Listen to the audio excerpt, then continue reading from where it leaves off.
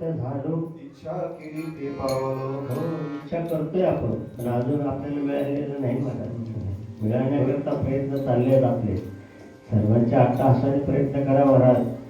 अशी प्रत्येकाच्या अंतःकरणामध्ये भावना होऊ द्या. प्रत्येकाच्या अंतःकरणामध्ये हा भाव होऊ द्या की भगवान परमात्मा मला कधी भेटेल, हा भगवान परमात्मा कृपा करण्याकरता कधी माझ्याकडे येईल, माझ्यावरती कृपा करेल, याच्यासाठी अट्टहास करा महाराज. संसार आहे ना, संसाराकडे कुठलीच अट्टहास करू नका. संसारात मध्ये अजून थोडं सांगू का? संसार हा नाशिवंत आहे, खोटा आहे. त्याच्या पुढचं सांगू का? संसार लबाड आहे, लबाड आहे, फसवतो आपल्याला. आपण काय करतो, त्या संसारामध्ये भुलून जातो आणि भुलल्यानंतर परमार्थापासून आपण दूर जातो. परमार्थ करा. सगळ्यात श्रेष्ठ महाराज जीवन मिळालंय. देवे दिला देह भजना गोमटा, तोया झाला पाटाबालिकेचा. आपल्याला भगवान परमात्म्याने चिंतन करण्याकरता भगवान परमात्म्याने हा नरदेह मिळवून दिलाय. त्याच्या चिंतनाकरता आपल्याला नरदेह मिळाला. मग आपण व्यर्थ कल्पना करू का? हरिबोला हरिबोला, व्यर्थ कल्पना का? व्यर्थ कल्पना नका करू महाराज. नाथ महाराजांच्या हरिपटात आपण हरिबोला हरिबोला, हरिबोला हरिबोला, व्यर्थ कल्पना करू नका, व्यर्थ कल्पना करू नका. व्यर्थ कल्पना केल्यानं काय होईल? मिळालेल्या जन्माची सार्थकता होणार नाही. म्हणून व्यर्थ कल्पना करू नका. जीवनाची सार्थकता कशात होईल, जीवनाचं सार कशात आहे, त्या क्रिया करण्याकरता भगवान परमात्मा आपल्यावरची कृपा करो अशी अपेक्षा सर्वांनी अंतःकरणामध्ये ठेवा, जेणेकरून आपल्याला भगवान परमात्मा प्राप्त होईल. भगवान परमात्मा अजून पुढे सांगू का महाराज? भगवान परमात्मा तुम्ही वेगळे नाहीच. आता हे कसं आहे महाराज?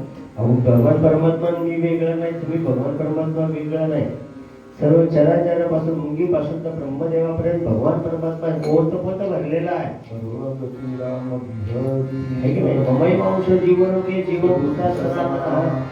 म्हणजे शिष्टाने इंद्रियाने प्रकृती स्थानी करते. मुंगीपासून तर ब्रह्मदेवापर्यंत भगवान परमात्मा भरलेलाच आहे. म्हणजे आपण वेगळे नाहीतच. फक्त आपल्यापर्यंत काय आलं महाराज? आपल्यापाशी असणारा जे अष्टधा प्रकृतीचं जे वलय, प्रकृती प्रधान, आपल्याला नरदेह मिळाला ना, हा प्रकृतीच्या अधीन आहे. या प्रकृतीच्या अधीन असणारा हा नरदेह मिळाला, प्रकृती अधीनच हा स्वहा सुद्धा होणार आहे. पण त्याच्यामध्ये असणारं जे चैतन्य आहे तो मात्र भगवान परमात्माच आहे. कारण तो भगवान परमात्म्याचा अंश अवतार आहे. कोणता? भगवान. आपण जी कथा श्रवण करतो ही भगवान परमात्म्याच्या 24 अवताराची कथा आहे.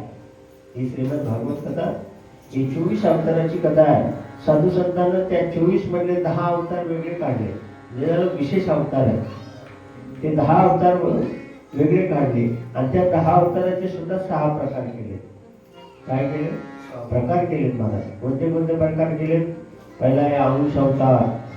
अंशानं भगवान परमात्मा वास्तव्य करतो. दुसरा अंशांश. तिसरा कला. चौथा आविष. पाचवा पूर्ण आणि 6वा पूर्णतम अवतार. पूर्णतम अवतार कोणाचा आहे? तर भगवान कृष्णाचा आहे. का? प्रभू रामचंद्र सुद्धा पूर्ण अवतार आहे पण पूर्णतम अवतार नाही. कारण प्रभू रामचंद्राचा अवतार जो आहे ना, बोलिले वाल्मिक वर्तुळ धाविले नामा म्हणे. जसं वाल्मिकाने लिहिलं त्याच्यापेक्षा एक पाऊल सुद्धा प्रभू रामचंद्रांना वेगळं करता आलं नाही. का बरं?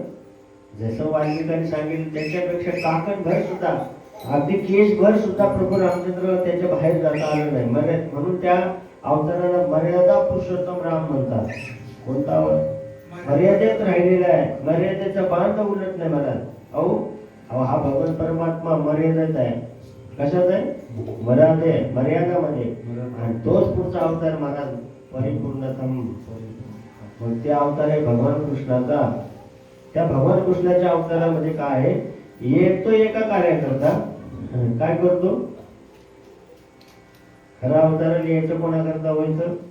यायचं एका करता पण अनेकांचा उद्धार करून जायचा आहे. म्हणून त्याला परिपूर्णतम अवतार म्हणतात. अर्जुनाचे निव्याचे गीता प्रकरण श्रीराजे. अर्जुनाचे व्याजच आहे माणूस भगवद्गीता.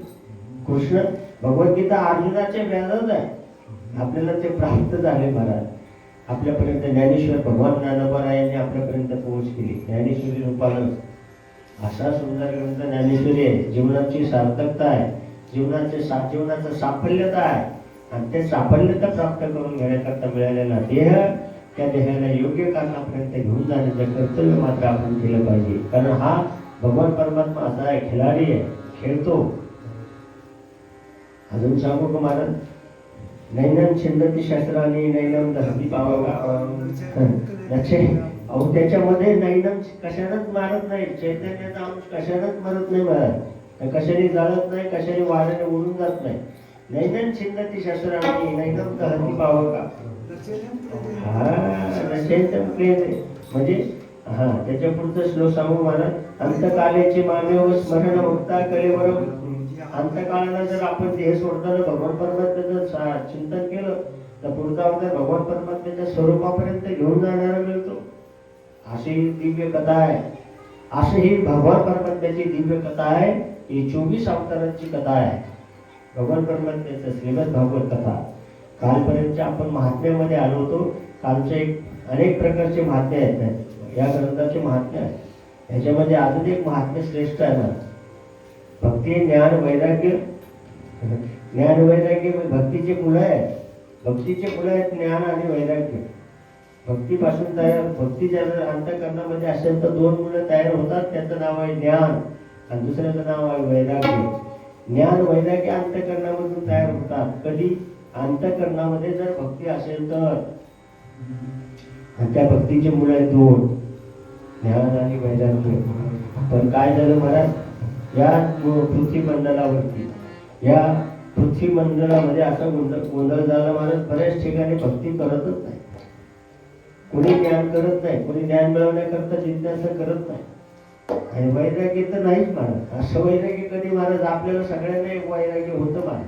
नाही असं नाही, वैराग्य सगळ्यांकडे आहे, कोणाकडे नाही असं नाही, सर्वांकडे एक वैराग्य आहे महाराज. काय वैराग्य आपल्याकडे?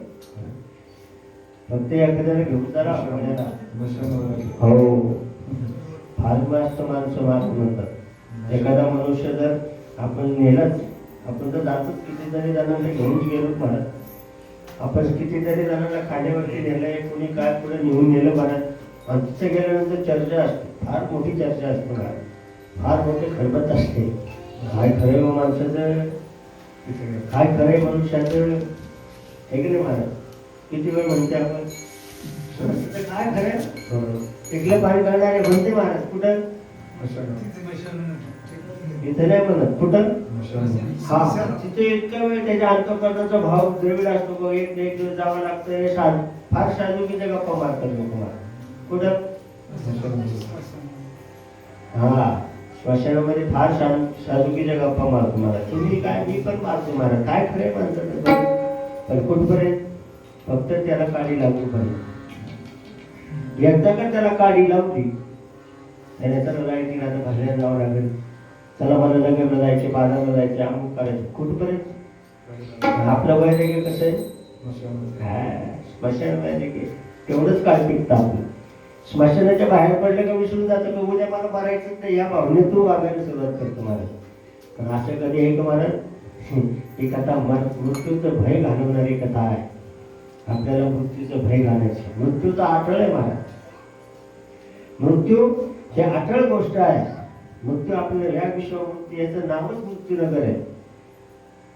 काय नगर आहे? मृत्यूलोक नाव, या लोकांचं नाव आहे मृत्यूलोक. आपल्याला इथे मरावंच लागणार आहे. आणि मरायचं जर नसेल आपल्याला तर आपण स्वर्गात जावं लागेल मला. कुठे जावं लागेल? स्वर्गात मरत नाही. का मरत नाही? स्वर्गामध्ये अमृत पाहणे, अमृत पेल्यानं दीर्घजीवी जीवन प्राप्त होतं. दीर्घकालापर्यंत जीवन जगता येतं. कधी?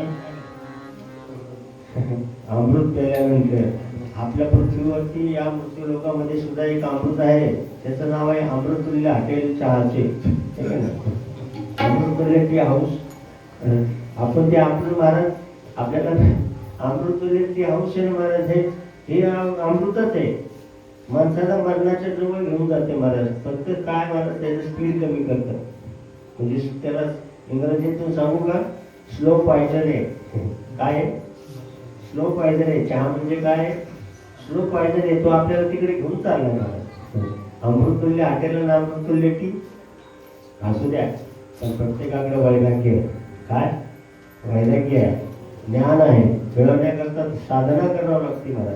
ज्ञान मिळवण्याकरता साधना असेल. ज्ञान मिळवण्याकरता अंतःकरण चतुष्टयुक्त परमार्थ करावा लागतो. अंतःकरण चतुष्टाने भगवान ज्ञान प्राप्त करता येतं. आता हे अंतःकरण चतुर्थ सांगायचं मला घोटाळा होईल. हळूहळू सांगू आपण, हळूहळू. एकदम मोठा टॉस भेटला, घोटाळा होईल. नारदजींनी पाहिलं मला. नारदजी या पृथ्वीतलावर फिरत असताना काही ठिकाणी, बऱ्याच ठिकाणी त्यांना भक्ती पाहायला मिळाली नाही. प्रत्येक घरामध्ये वेगवेगळे प्रकार पाहायला मिळाले मला. काय पाहायला मिळालं मला? पृथ्वीवरती प्रत्येक घरामध्ये गेले नारदजी. त्या घरामध्ये, प्रत्येक घरामध्ये महिला कारभारी मिळेल. प्रत्येक घरामध्ये पाहायला महाराज महिला कारभारी. सर्व घराचं सूत्र हलवणारी महाराज. एखादंच एवढंच काय, पण महाराज एखादा महत्वाचा जर निर्णय घ्यायचा असला तर शालको बुद्धी आहे. एखाद्या घरामध्ये अतिशय मोठा निर्णय घ्यायचा असेल तर तू भावाला विचारत नाही. कोणाला बोलावलं जातं? बायकोच्या सख्या भावाला नाही विचारणार. एखादा फार मोठा अतिशय चांगला निर्णय घ्यायचा असेल किंवा काही आपल्याला वस्तू नवीन खरेदी असेल तर आपण आपल्या सख्या भावाला सांगत नाही, पण बायकोच्या भावाला बोलून घेतो. म्हणजे शालको बुद्धीला आहे का? शालको म्हणजे साल्याच्या बुद्धीने चालणारा घर. हे नारदजींनी पाहिले महाराज. प्रत्येक घराची कारभारी महिला आहे. प्रत्येक घरामध्ये महिलेच्या हातामध्ये कारभार आहे. आणि असं सगळं पाहिल्यानंतर मग भक्ती कधी केल्या जातं, कधी वैराग्य म्हणून भक्ती आणि वैराग्य वृद्ध झाले. प्रत्येक पृथ्वी तलावरती हे वृद्ध झाले, म्हातारे झाले, आणि त्यांची असणारी आई मात्र ती भक्ती ती मात्र तरुण दिसते. भक्ती करतात ना, सगळे भक्ती करतात. प्रत्येकाची भक्ती वेगवेगळी आहे. प्रत्येकाची भक्ती म्हणजे काय? भक्ती म्हणजे भगवान परमात्म्यावर केले जाणारे प्रेमयुक्त अंतःकरणाने केली जाणारी जी क्रिया आहे त्या क्रियेला भक्ती म्हणायचं. भक्ती भक्ती प्रत्येकाच्या अंतःकरणात आहे. प्रत्येकाच्या अंतःकरणामध्ये प्रेम आहे. प्रेमयुक्त अंतःकरणाने केली जाणारी जी सेवा आहे तिला भक्ती नाव येतं. पण तिच्या पोटातून जन्माला आलेले दोन मुलं आहेत, ते वृद्ध आहेत. नारदांनी प्रयत्न केला. नारदांनी त्यांना सत्संगामध्ये नेलं.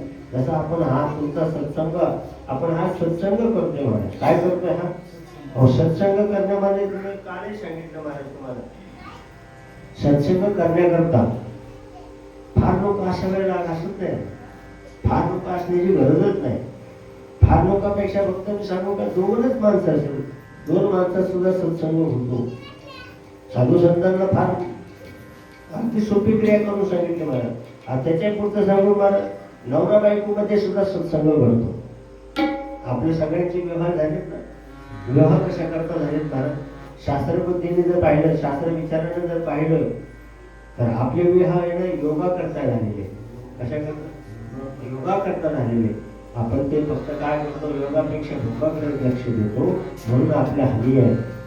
आपल्या संसाराला हानी का होते तर आपण योगा करता न करता ते भोगा करता करतो. आणि भोगा करता केले तुम्हाला ते भोगण्याकरता पुन्हा जन्म यावा. कारण केले कर्म झाले त्याची भोगा आले, उपजले वेगळ्या केले कर्म झाले त्याची भोगा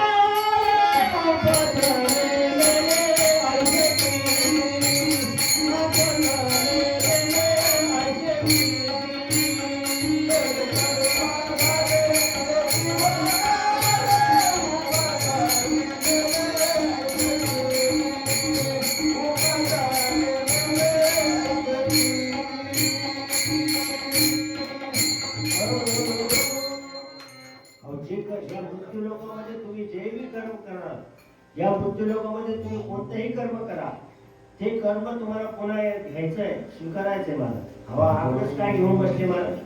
आपण महाराज आपण एखादं कर्म केलं तर आपल्याला ते भोगायला यावंच लागतं. हे आपलं झालं महाराज. आपण ते देवाधिकांना सुद्धा सोडलेलं आहे महाराज. या मृत्यूलोकाचा नियमच आहे. या मृत्यूलोकाचा एक मुख्य अवतार कार्य महाराज. कारण भगवान परमात्म्याला सुद्धा चुकले भाऊ भगवान परमात्म्याला सुद्धा चुकला नाही. आता हे तुम्ही म्हणता हे कसं काय? अहो, राम अवतारात भगवान परमात्म्याने वालीला लपून मारलं की नाही? वालीला बाली एकच फक्त मध्ये दांडा द्यायचा नाही. वाली तोच आहे, बाली तोच आहे. हिंदीमध्ये बाली म्हणलं जातं, मराठीत वाली म्हटलं जातं. बदल काहीच नाही. वाली बाली एकच. वालीला महाराज भगवान परमात्म्याने लपून मारले की नाही? प्रभू रामचंद्राने का बरं मारला? याची वेगळे कारण आहे. असं आहे महाराज, त्याला मारण्याचं भगवान परमात्म्याने का मारला? त्याने दुसऱ्याच्या पत्नीवरती अत्याचार केला किंवा दुसऱ्याची पत्नी स्वतःच्या पत्नीवर प्रमाणे वागला, म्हणून भगवान परमात्म्याने त्याला मारलं. म्हणजे पाप केलं की नाही त्यांनी पाप केलंय म्हणून भगवान परमात्म्याने मारलं. पण भगवान परमात्म्याला त्याला मारायचं काही कारणच नव्हतं. असा होता भगवान बाली, एवढा श्रेष्ठ बाली होता. प्रभू रामचंद्राची पत्नी सीते रावणाने घेऊन गेली. त्या रावणाला प्रभू रामचंद्राची पत्नी रावणाच्या अशोक वाटिकेमध्ये 6 महिने राहिले. पण त्या रावणाला हा वाली बगलेत घेऊन समुद्राच्या 3 वेढ्या मारून आला. समुद्राला वेढा मारला. पण रावण कुठं होता? एवढा श्रेष्ठ होता तरी भगवान परमात्म्याने त्याला मारलं का? तर त्याचं कारण असं आहे, तो दुराचारी आहे. दुराचार केला, दुसऱ्याच्या पत्नीवरती दुराचार केला म्हणून भगवान परमात्म्याने त्याला मारलं. पण त्यांनी शेवटच अंतकाळाच्या वेळेस त्यांनी सांगितलं, प्रभू माझी काय चूक आहे? काय माझी चूक आहे? काही चूक नाही. तू दुसऱ्याच्या पत्नीवरती वाईट नजर ठेवली, दुसऱ्याच्या पत्नीवरती अन्याय केला म्हणून तुला मानावं लागलं. नंतर तुम्हाला सांगतो, प्रभू रामचंद्राची सीतामाई फार एका दिवसात त्या वालीने मागावून दिली असते. एवढा शक्तिमान होता, एवढा शक्तिमान होता. अहो, त्याच्या समोर जर शत्रू आला तर त्याच्या अर्ध बल कमी व्हायचं. कोणाचं? शत्रूचं अर्ध बल कमी व्हायचं. एवढा शक्तिमान त्याला होता. पण काय केलं महाराज? तर शक्तिमानाचा उपयोग नाही. तुझी शक्ती दुराचाराकडे चाललेली आहे, तुझी शक्ती पापाकडे चाललेली आहे. मग अशा शक्तीला मारावंच लागतं महाराज. म्हणून भगवान परमात्म्याने वालीला मारलं. पण त्याचा अवतार भगवान परमात्म्याने दुसरे अवतार आणून भगवान कृष्णाचा अवतार, तोच बाली पुन्हा व्याज झालाय. काय झालं? तोच बाली पुढच्या अवतारात व्याज झाला. म्हणजे भिल्ल समाजाचं झालं. भगवान परमात्म्याच्या अंगठ्याला मान मारला. अहो, हे का मग भगवान परमात्म्याला सुद्धा सुटलं नाही. आपलं काय घेऊन बसला? आपलं सांगू का महाराज? आपल्याला आपला आशय महाराज दर्या में खसखस आहे. खसखशीचा दाणा केवढा असतो साहेब? एवढा असतो, एकदम बारीक असतो. आणि ते दर्यात सापडायचं. दर्या म्हणजे सागरामध्ये सापडायचं. सापडेल किती जन्म घेतले तरी सापडू शकत नाही महाराज. तसं आपलं पुण्य असंच आहे महाराज. आपलं पुण्य सुद्धा तिळावानीच आहे. खसखशीच्या दाण्याप्रमाणे आपलं पुण्य आहे. मग कधी भगवान परमात्मा आपल्याला प्राप्त होईल? कधी भगवान परमात्मा भेटेल? मग ते पुण्य वाढवण्याकरता तिळा पुण्य साचे, तिळाने पुण्य साचलं पाहिजे. त्याच्याकरता या सत्संगात अनेक वेळा आलं पाहिजे. जन्म मरणच सत्संगामध्ये घातलं पाहिजे. आता आपल्याला संसार करायची आवड आहे, केलंच पाहिजे मला. तुम्ही फार पंडितपणे बोलता आहे की नाही? आपण मी पण संसारात शेतीत कपडा गेलं ना. माझं सगळं आजपर्यंत माझे ग्राहक आणतो मला. हे दाखवते साहेब आहेत ना, हेच मला ग्राहक आणतो. दुपारी शेतीत कपडा गेले मला. त्याच्या सगळं बोलायला वेळ भेटत नाही मला. ते काय आले तर मला काही ना काही माझ्याकडून व्याप असतो. म्हणजे मी शेती इतकं संसारात बुडालेलो आहे, पण त्याच्यातून हा वेळ अमूल्य वेळ भेटला ना, या वेळेला फार महत्व द्यायचं. या वेळेमध्ये भगवान सर्व अंगणाचे कान करून भगवान परमात्म्याचं चिंतन करावं. आपल्याला जीवनामध्ये एवढं वेळ भेटत नाही. अहो, खरं सांगतो, मला तुमचा उपकार आहे महाराज माझ्यावर.